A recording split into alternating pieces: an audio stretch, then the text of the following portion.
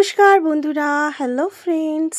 তো তোমরা সবাই কেমন আছো? তো আমি ভালো আছি, তোমরা ভালো আছো বলে।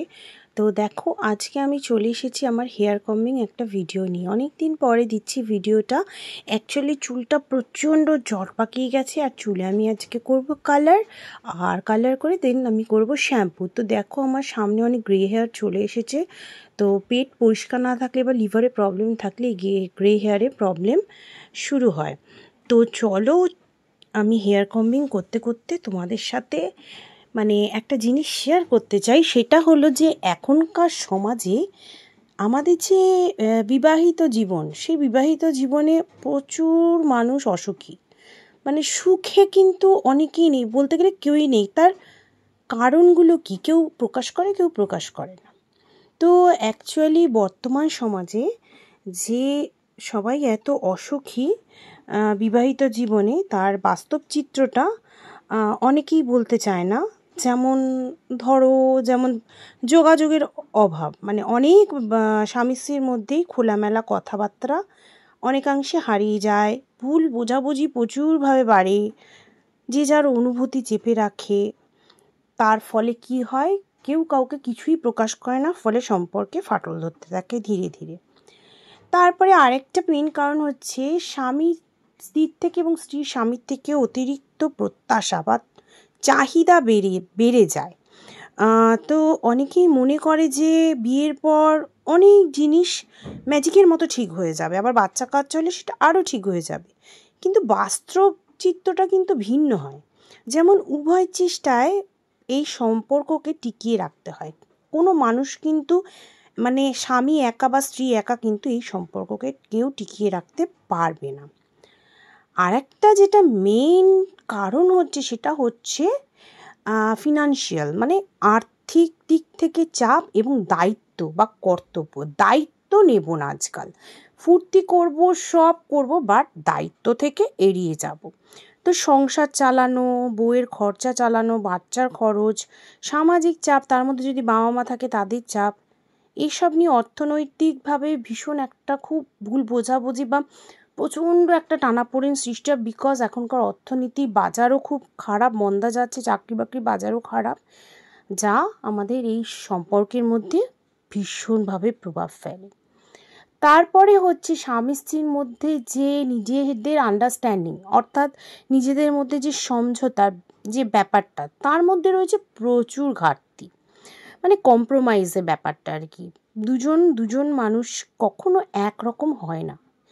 কিন্তু আজকাল সবাই কিন্তু নিজেকেই I am hero, I am heroine, এই ব্যাপারটা চলে এসে নিজেকেই সবাই প্রাধান্য দেয়। আর এক চুল তাদের নিজস্বতা থেকে কেউ ছাড়ান দিতে রাজি থাকে না। এতেও কিন্তু সম্পর্ক ভেঙে যায়, ধীরে ধীরে সম্পর্কের মধ্যে ভাঙন ধরে। তার উপরে হচ্ছে গোদের উপর বিস্ফোরের মতো থাকে পারিবারিক হস্তক্ষেপ।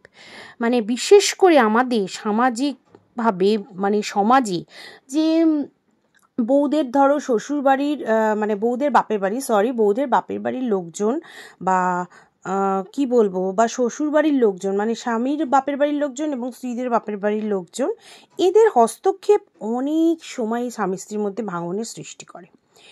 তারপরে হচ্ছে আর একটা কারণ দেখা যায় যে সময়ের প্রচণ্ড অভাব। কেউ কাউকে যথেষ্ট পরিমাণে ঠিকঠাক মতো সময় দিতে পারছে না।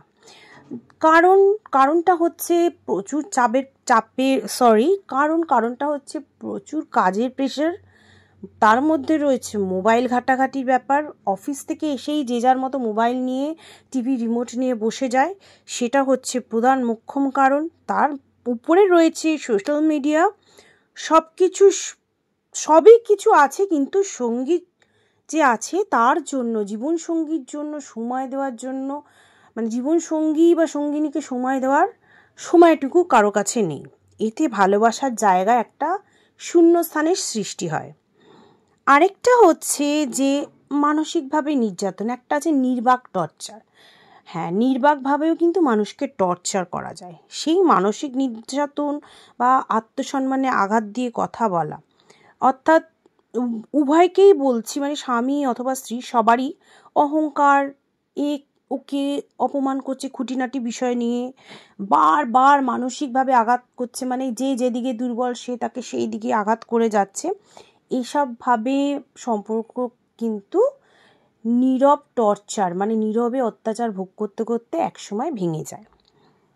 আর একটা হচ্ছে বিশ্বাসের, মানে এখন কিন্তু ফেথনেস মানে লয়ালটি কিন্তু খুব অভাব, বিশ্বাসের প্রবলেম, মানে কি বলবো, সন্দেহ, তারপরে নিজেদের প্রাইভেসি ভেঙে ফেলা, অতীতের কোনো প্রেম প্রীতি ভালোবাসা, এসব কিন্তু সম্পর্কের ভিত প্রচুরভাবে ভেঙে দেয়। তারপরে হচ্ছে ভালোবাসার অভাব।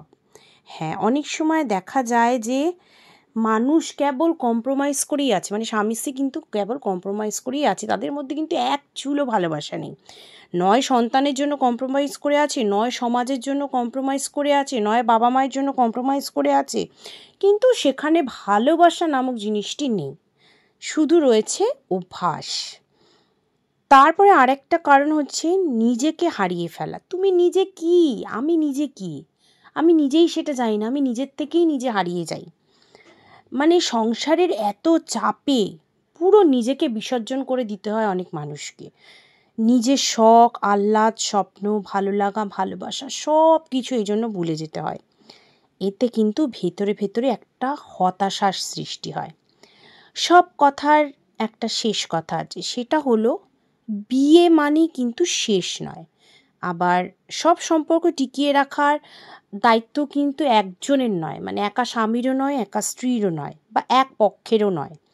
সম্পর্ক বাঁচাতে চাইলে দরকার হয় কিন্তু সম্মানের, মানে উভয়ের প্রতি সম্মান, খোলা মনে আলোচনা করো, মানে দুজনের সাথে তোমাদের নিজস্ব প্রবলেম নিয়ে আলোচনা করো, এবং একে অপরকে প্লিজ সময় দাও, দুজনকে সময় দাও। যতই কাজের চাপ থাক, যতই তোমার বিরক্ত থাক, তুমি দুজনকে সময় দাও। ভালোবাসা কি চায় জানো? ভালোবাসা চায় শুধু যত্ন, শুধু ভালোবাসার নামটুকু চায় না। কারণ সহযোগিতা ছাড়া কিন্তু সম্পর্ক সেটা হলো একটা খোলস ছাড়া শরীরের মতো। তো আমার এইটুকুই বলার ছিল। মানে যদি তোমাদের ভালো লেগে থাকে ভিডিওটা অবশ্যই লাইক কমেন্ট করো, শেয়ার করো, আর কথাগুলো সত্যি না মিথ্যে তোমরা এটাকে সমর্থন করো কি করো না সেটাও অবশ্যই আমাকে কমেন্টে জানিও। তো এইটুকু জিনিসই, কারণ দেখো আমরাও সংসার করি, আমরাও নিজেরাও ভুক্তভোগী, আমাদের আশেপাশে অনেক মানুষকেও দেখি, তাদের সংসার ভাঙতেও দেখেছি, সংসার বদলাতেও দেখেছি, পরকীয়া করতেও দেখেছি। তো আজ এইটুকু, আবার আসবো অন্য কোনো একদিন অন্য কোনো ভিডিও নিয়ে। তো ততক্ষণে টাটা।